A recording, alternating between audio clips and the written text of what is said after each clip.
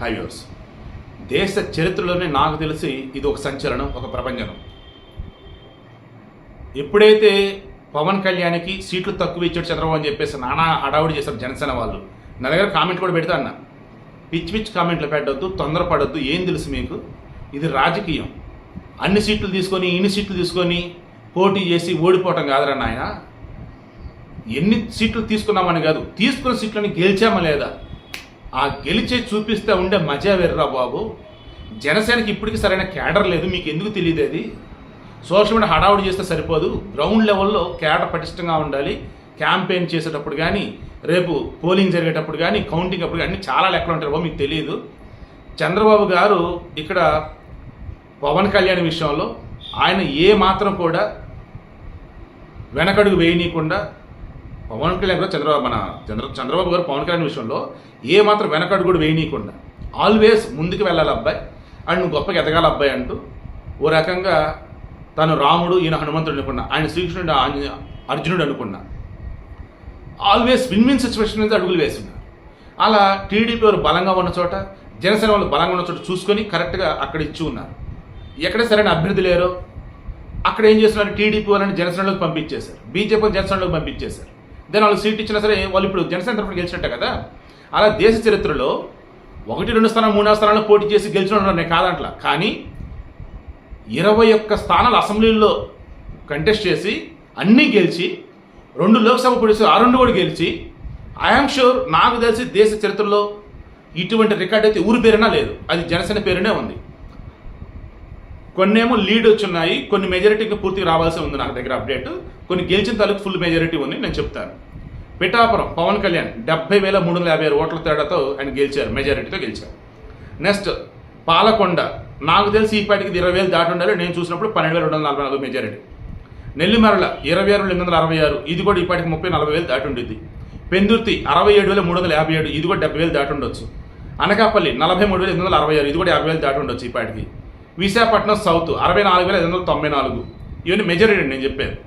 Bhimavaram 66,974, Tadepalligudem 62,492, Nidadavolu 33,304, Kakinada rural 53,317, Unguturu 44,107, Polavaram 5,500, Avanigadda 38,385, 40,000 దాటి ఉండొచ్చు ఈ పాటికి.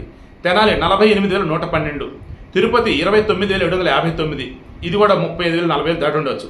రైల్వే కోడూరు 11,439, నేను చూసినప్పుడు లీడింగ్, ఇది వచ్చి 20 దాటి ఉండొచ్చు, 20,000. నర్సాపురం 49,738, యలమంచిలి 38,410, ఇది కూడా 40,000 దాటి ఉండొచ్చు.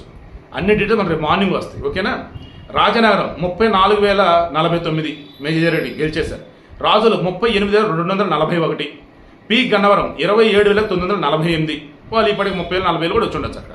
సో ఇప్పుడు నేను చెప్తుంది ఏంటి, దేశ చరిత్రలో ఇటువంటి గెలుపు ఏ రాజకీయ పార్టీకి లేదు ఇప్పటి వరకు. ఒక రాజకీయ పార్టీ ఒక ఎన్నికలో ఇన్ని స్థానాల్లో పోటీ చేస్తే అన్ని స్థానాలు గెలిచిందంటే ఒక జనసేనే. నేను మళ్ళీ చెప్తున్నా, కొంతమంది 1 స్థానం 2 స్థానం 3 స్థానం పోటీ చేస్తారు, అది వేరు. అది అలా కాదు. ఏంటి ఇక్కడ 2 అంకెల పైగా స్థానాలు అంటే 21 స్థానాలేమో అసెంబ్లీ, 2 పార్లమెంటు, అన్ని చోట్ల గెలిచారండి.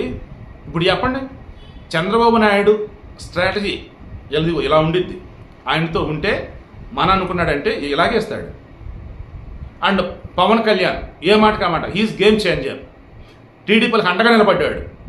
దెన్ టీడీపీలు కూడా తెలుసుకున్నారు, ఎస్ పవన్ కళ్యాణ్కి ఈసారి మనం ద బెస్ట్ ఇవ్వాలనుకున్నారు, ఇచ్చారు. వర్మ చెప్పాడు 50,000కు పైగా మెజారిటీ నేను తీసుకొచ్చిస్తాను పవన్ కళ్యాణ్కి అన్నాడు, ఇచ్చాడు. సో ఇక్కడ ఏమంటానంటే నేను విన్ సిచ్యువేషన్ వైజ్ అంట. దయచేసి ఎవరు కూడా సోషల్ మీడియా ఎక్కడ కూడా పిచ్చి పిచ్చి కామెంట్లు పెట్టకండి. పవన్ కళ్యాణ్ మీద ఇదంతా, చంద్రబాబు ఇదంతా కలిసి ఇటువంటి విజయం సాధించున్నారు. ఎటువంటి విజయం? కన్నీ విని ఎరుగని విజయం. దేశ చరిత్రలో జనసేన అంటూ ఒక రాజకీయ పార్టీ ఉందంటే అది సాధించిన విజయం అల్లాటప్ప విజయం కాదు, సీరియస్లీ. చుక్కలు చూపెట్టిందనమాట. ఎవరికి? వైసీపీ వాళ్ళకి. నోరెత్తలేరు వాళ్ళు. ఎందుకు? 10 స్థానాలండి వాళ్ళు గెలిచిన అసెంబ్లీ. నవరత్నాలు అంటారే, దానికి ఒక దిష్టి చొక్క అన్నట్టు ఇంకోటి ఇచ్చారు అంతే. 175 స్థానాల్లో పోటీ చేసి వైనాట్ 175 వాళ్ళు 10 స్థానాలకు పరిమితం అయ్యారు. 21 స్థానాల్లో పోటీ చేస్తున్నారు ఎబ్బే అని వైసీపీలు అంటే, రేపు మూసుకోండిరా, మేము ఎన్నికలు ఇస్తాం చూడండి అన్నారు. అన్ని పోటీ చేసినా గెలిచారు. ఇప్పుడు చెప్పండి ఎవడు గొప్ప? ఇప్పుడు చెప్పండి, వైసీపీ వాళ్ళు వదిలేపోబా దరిద్రం అంతా మనకు వద్దు కానీ. సో చక్కగా ఫెస్టివల్ మూడ్లో ఉన్నాం, కంటిన్యూ అవుదాం, ఏపీని బాగు చేసుకుందాం చక్కగా. ఏంటి మనకి జగన్మోహన్ రెడ్డి లాగా కక్షలు కార్పణ్యాలు మనకొద్దు. ఇందాక ఆయన పెమ్మసాని చంద్రశేఖర్ గుంటూరు ఎంపీ క్యాండిడేట్ చక్కగా గెలిచేశాడు 3 లక్షల పైచిలకు మెజారిటీతో. ఒకటే మాట అన్నాడు, ఎన్నిక జరిగింది, గెలిచాం, మీరు ఓడిపోయి ఉండొచ్చు వైసీపీ వాళ్ళు, కానీ మీరు ప్రజలు ఏపీలో ఉంటున్నారు, మీకు ఏ అవసరం ఉన్నా రండి, MLA camp officer, MP camp officer రండి, ప్రభుత్వ అధికారిని కలవండి, తప్పు ఏదైనా జరిగితే ప్రశ్నించండి. దయచేసి జగన్మోహన్ రెడ్డి హయాంలో ఉన్నట్టు మీరు వేరే మేము వేరే అన్నట్టు వద్దు, అంతా కలుద్దాం, రాష్ట్రాన్ని అభివృద్ధి చేసుకుందాం అన్నాడు. నేను అదే చెప్తున్నా, 2 రోజులు బట్టి అదే చెప్తున్నా. అరే నాయన, రేపు రిజల్ట్ వచ్చాక ఎవరైనా గెలవనివ్వండి, మీరైతే మనమంతా ఒకటన్నట్టుగా అయితే ఉండరు బాబు అని చెప్తున్నా. ఇప్పుడు అదే చెప్తున్నా.